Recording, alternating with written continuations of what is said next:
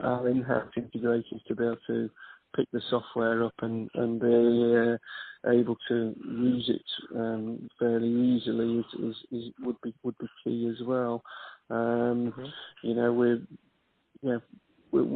not doing masses of data on SCADA, but you know, to make it a good solid system, which is not very stable, is very important, because on the kilns, as I said, the last thing you want is to have some issues on that, where you may have 500,000 bricks in the kiln, which could get affected if there's a problem. So, you know, the stability of the system and the ease of our integration onto various platforms, mainly for us, I'd say Siemens, I guess.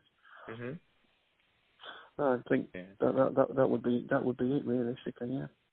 I mean, price wise, obviously comes into it for the guys, but you know, I think we tend to go with Siemens WinCC, which isn't the cheapest solution. So it's obviously not the major point. Okay. So actually, in the UK, so who are the key players in this SCADA market? The Siemens is the biggest one? Well, from the ones that I see, I say are WinCC and Red Lion, which we see locally. I don't know how big they actually are. I mean, I've heard the names of. We also have Simplicity, on fairly small scale on my plant. We also, I've heard of names like Wonderware and iFix and things like this. So going back in previous life, we used a lot of fixed beam, Interlution fixed beam Max, which I think is under a different name now. So those are the ones that I'm sort of aware of. I don't know any others really. Okay. Yes, I got it. And yeah, that's all I wanted to ask today. Yes, thank you very much for your time. You're welcome. I hope. Yeah. Are you actually living in London, or are you from Manchester, right?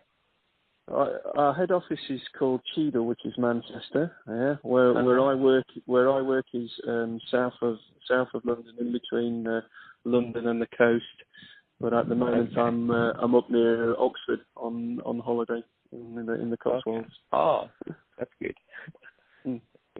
So so you basically worked only within the UK, or have you looked into? No, I spent I've worked. I initially started in '88, but I spent some time, a couple of years working out in Saudi Arabia for a brick and tile company there, just sort of west of Riyadh. They were installing a brand new tile factory on a site where we were running 3 other factories as well. So I ran that site and project for a couple of years, and then came back. And I have most of my other time I've been either in the engineering side, in the brick and tile technical engineering side in the brick and tile, and then the last sort of 15, 16 years I've been running factories. But I had a couple of years in the polystyrene industry, just running a factory in polystyrene, so that was quite interesting. It's a little bit different, but similar, if you know what I mean. But they had a really good machine overseas in terms of downtime monitoring, and that was quite impressive. But the brick industry is sort of catching up. I think generally the factories are getting bigger and bigger, and the automation is getting more and more. As you can imagine, it was a very labour-intensive industry some years ago, but now it isn't. Yeah.